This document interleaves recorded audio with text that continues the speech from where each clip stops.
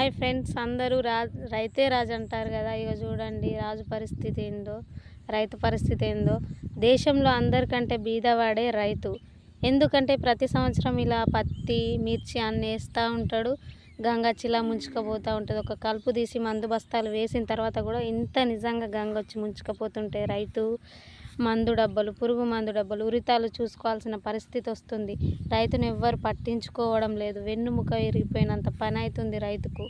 ప్రతి సంవత్సరం ఇదే గోస. ఏ బిజినెస్లోనైనా దేంట్లోనైనా ఒకసారి ఫెయిల్ అయితే మళ్ళీ సక్సెస్ కావచ్చు, కానీ రైతు విషయంలో మాత్రం ఇలా ప్రతి ఇయర్ జరుగుతుంది. తన జీవితకాలం అంతా జరుగుతుంది. అయినా కూడా తను కృంగిపోకుండా ఎలాగో పంటేసి మన దేశాన్ని కాపాడాలని ఎంతో పరితపిస్తుంటాడు రైతు. నిజంగా గ్రేట్ కదా. రైతుకు అందరూ నిజంగా ఎంతో రుణపడి ఉంటారు. కానీ పాపం చూడండి, గంగ వచ్చి పత్తి చేనులను ఇగో ఇళ్ళ దగ్గరికి వచ్చింది గంగ. ఇక ఇట్లా అవుతుంది పరిస్థితి. ప్రతి ఇయర్ ఇదే పరిస్థితి. ఏం చేయాలనో అర్థం కాక రైతు మళ్ళీ సేద చేసి మళ్ళీ పంటేసి వ్యవసాయం చేస్తాడు రైతు.